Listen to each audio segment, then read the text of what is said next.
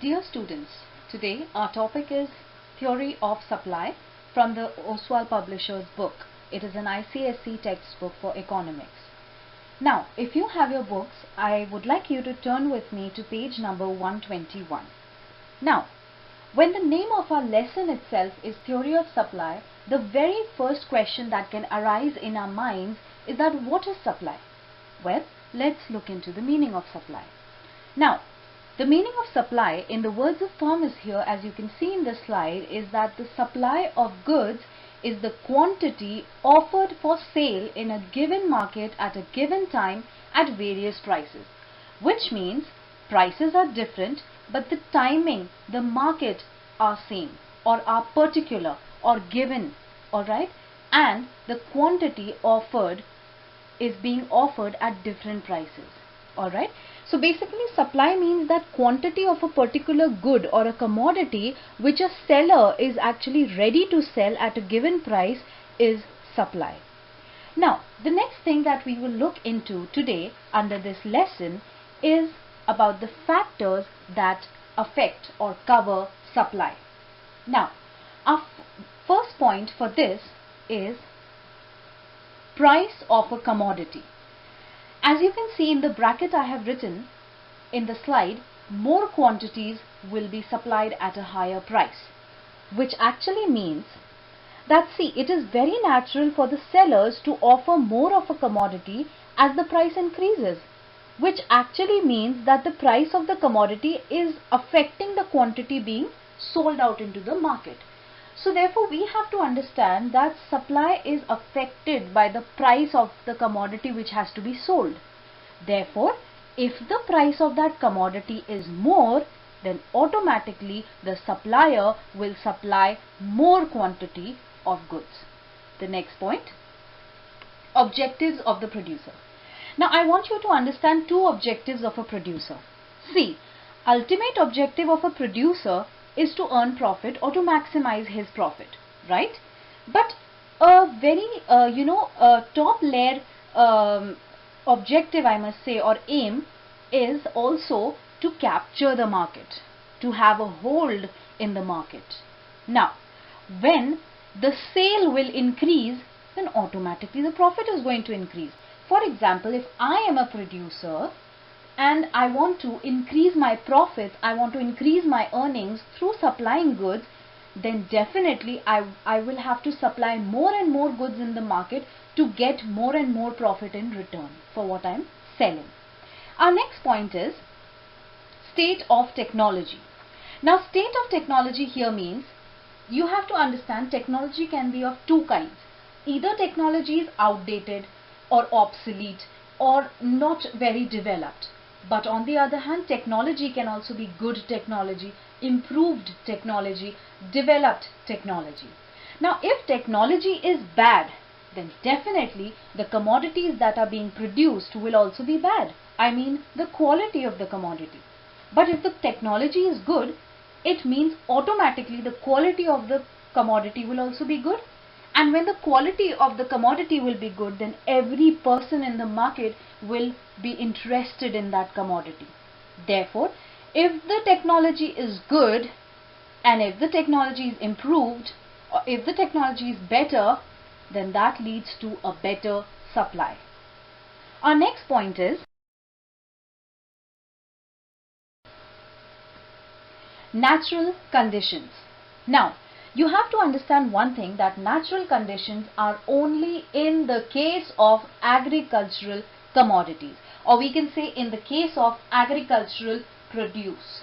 Now, what I want you to understand over here is that natural conditions mean natural calamities, or they can also be considered to or we can also consider them to be as the climatic conditions in our environment.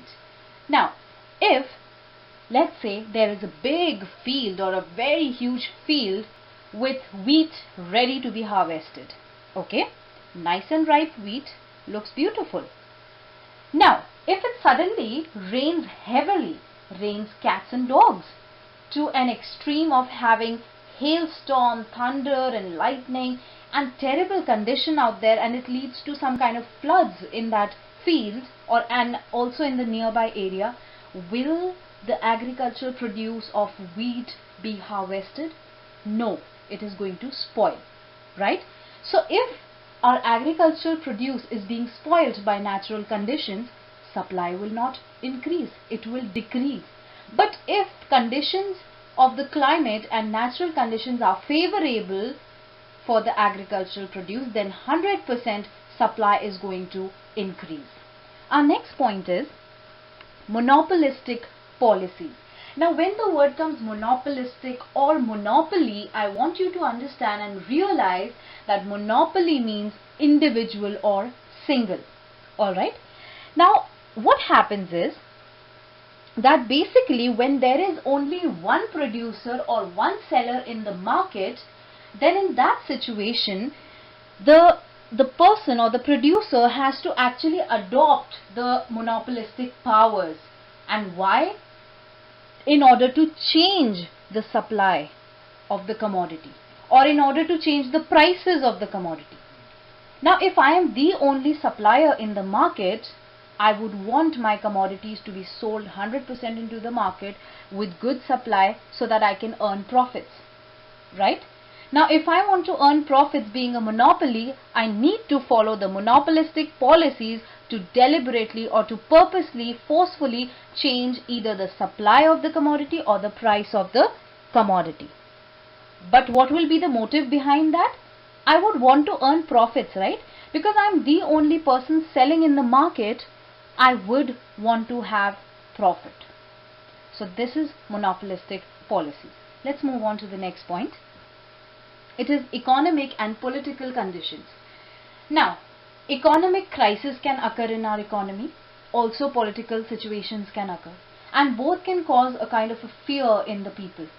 And this kind of a instability, or I should say this kind of a crisis, lead to abnormal supply. Let's take an example of today's days, okay? Pandemic, coronavirus. In these days, if you go to a particular shop, you will see that the stock in the shops are a little less, in fact I would say quite less than the normal days. Why is that so? Because we are going through economic crisis, and that is why our supply is abnormal, which means supply is reduced. The next point, taxes and subsidies. Now let me draw your attention to both of them separately. Alright, let's first take taxes. Now if the government is increasing taxes, what happens? Our supply will reduce. And why? Because the producer or the supplier has to supply a lot into the market. And if the government is reducing the taxes, the producer does not have to pay much to the government. And because the producer does not have to pay much to the government, the producer will be able to supply more into the market. Next, let's take subsidies. Now you have to understand that subsidies are like benefits from the government. If a producer is getting benefits from the government, that producer would 100% want to supply as much as possible, right? Because that supplier or that producer is getting enough benefits from the government. But if the government is not giving enough subsidies, then the supply is going to decrease because the benefits are less, or I should say subsidies are reduced. Okay. Now the next thing that we are going to see in this lesson is about supply schedule and supply curve. Now if you turn your books to page number 126, you will find the two kinds of supply schedules and supply curves. Let us move on to the first kind of supply schedule and curve, which is the individual supply schedule and curve. Now what does that mean? Individual word itself tells you that it's talking about a particular producer or a particular seller. Okay. So now we have to see that in the market there is just a particular person who is ready to offer commodities for sale. On the other hand, when we move on to the second kind of supply schedule and curve, we see it is the market supply schedule and curve. And the market supply schedule and curve talks about many, or I should say more than one producers in the market who will supply the commodities in the market at a period of time but at different series of prices. Okay. Now on page 126 in your book, I would like you to refer to the table 9.1 and 9.3 figure for individual supply schedule and curve, and I would like you to refer to table 9.2 and figure 9.4 for market supply schedule and supply curve. Well, let's move on. Now, when we are studying about the theory of supply, this is the question that arises. What is this theory of supply, or what is this law of supply? Now, I want you to draw your attention to three things in the law of supply that are the only important parts that you should know. Well, the first thing is that other things remain constant or other things remain same. What do these other things mean? Other things mean technology, cost of production, factors of production. These are all other kinds of aspects. But I did not include price in this, right?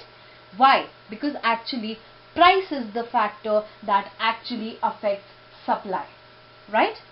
So the second point is price rises, supply rises or increases. But the third point says if price falls, supply will also decrease, which means that price, if it's rising, then automatically the producer will be at benefit. Why? Because if he's going to supply more, he's going to earn more profit. Therefore, when the price of a commodity is higher, the supplier is going to increase the supply. And when the price is going to fall, then supply will be at a loss. Supplier will be at a loss. So supply will also decrease.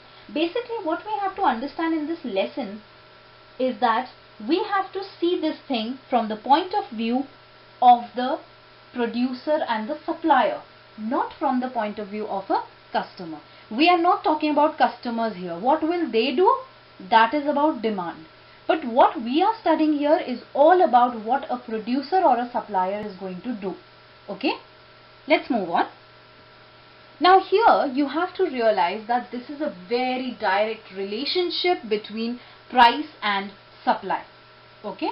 So basically price and supply go hand in hand. Price increases, supply increases. Price decreases, supply also decreases. Now, what I want you to do is that please open your books to page 127 and you will find definition by Dooley about the law of supply. Please learn that definition. Very simple and very easily understandable. It talks about all the 3 points that I have mentioned over here about the law of supply, and also go through the assumptions of the law of supply on page 127. Let's move ahead. Now, the next topic is extension and contraction. Now, extension and contraction of supply are very easy-going things which you will easily understand. Let's first look about extension. Now, when you hear the word extension, what do you understand? Extension means to expand, to increase, right? So, therefore, supply increases because the price increases. Why does the supply increase in extension? Because the price is increasing. On the other hand, if we see about contraction, we will see that supply decreases with the decrease in price. Reason, contraction, the word itself talks about squeezing, shrinking or coming down, right? Therefore, we have to remember supply will decrease because of the decrease in price. Now here I would like to draw your attention to this diagram here. This diagram talks about extension and contraction both. Now this diagram is showing you that when PE is the original price and QE is the original quantity, for extension what happens, like it said, supply increases because of the increase in price. So price increased from PE to P2 and therefore the quantity also increased from QE to Q2. On the other hand, contraction, when supply decreases, there is decrease in the price also. That is why there is decrease in supply. Therefore, we see from PE the price has fallen to P1 and the quantity has also fallen to Q1. Now let's move on to shift in supply curve. What we saw about extension and contraction is actually a movement along the curve. Now what we are seeing is about the shift in the supply curve, which means the curve will not move up and down, but the curve is going to shift totally, either to the right hand side or to the left hand side. Let's view this. Now, first thing about increase in supply we have to see is that, see, when will the supply increase? When we are talking about increase in supply, we are seeing the points on the basis of which supply is going to increase. Okay. So the first thing is that when there is fall in the input price. See, when there will be fall in the input prices, the prices of the input or the cost of production, I would say, then there will be increase in supply. Next point, when there is a technology which is very good and improved and developed, supply is going to increase. Now, when the price of related goods fall, then supply increases, because related goods are not the exact good that we are talking about. For example, let's say we are talking about different kinds of shampoos. One shampoo is Dove, the other is Tresemme, a third shampoo is, let's say, Clinic Plus. Okay. Now, let's say there is a fall in the price of Tresemme and Dove. So definitely the supply will not increase. Why? Because the producer will not be benefited. But when the price of Clinic Plus is going to increase, then automatically the supplier is going to increase the supply of that shampoo. Okay. Next, decreased taxes on production. What happens is, when taxes, like I just told you in the factors affecting supply, I told you when taxes reduce, when the government reduces taxes, then the supplier has the freedom to supply more, because he doesn't have to pay much to the government. Okay. Now, next point is raised subsidies on production. When governments give benefits to the producers to produce the goods, then supply will be increased. On the other hand, when we move to decrease in supply, we will see that all these points that we saw for increase in supply are going to turn opposite in decrease in supply. That means if fall in the input price was leading to increase in supply, now downfall or rise in input price is going to decrease the supply. If improved technology was increasing supply, then outdated and less efficient technology is going to decrease supply.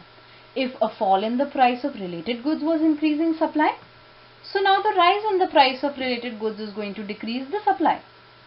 Well, if the decreased taxes were helping in increasing the supply, now increased taxes are going to reduce the supply. And the last thing, if raised subsidies were helping to increase the supply, therefore now the lowered subsidies on production are going to decrease the supply.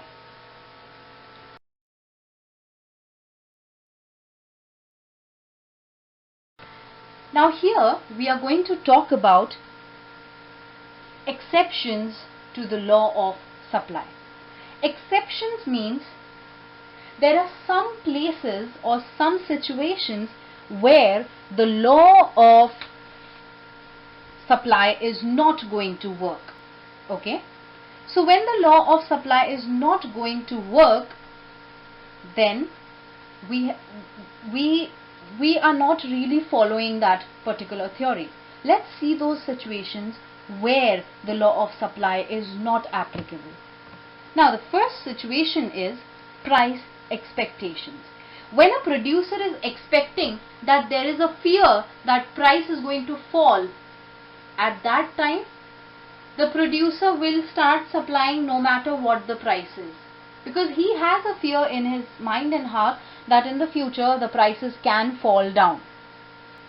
Okay, when the producer is thinking that in the future prices can be high, then the producer will start hoarding or holding stocks.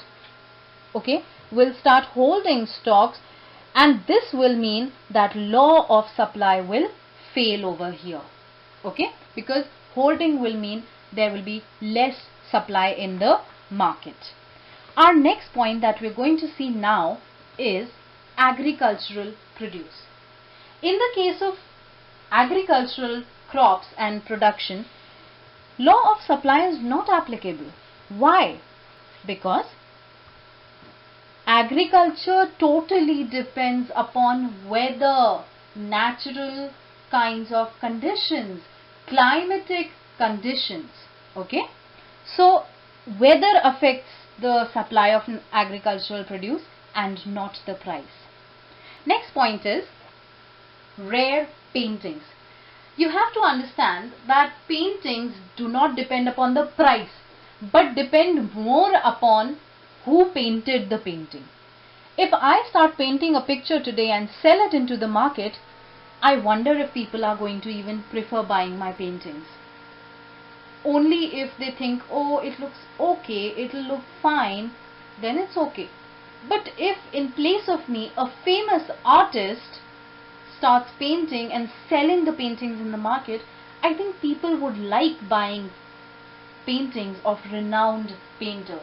Therefore, here also the law of supply is not applicable, because price is not the factor on which supply of paintings is depending, but the painter is the factor that the supply is depending upon. The next point is, I believe that you are able to understand and grab whatever I have explained. I would request you to kindly go through the lesson in the OSWAL Publishers book from page 121 to page 135, and I'm sure that this video is going to help you connect with what's in the book, and you will be easily able to understand the lesson. All the best, dear students.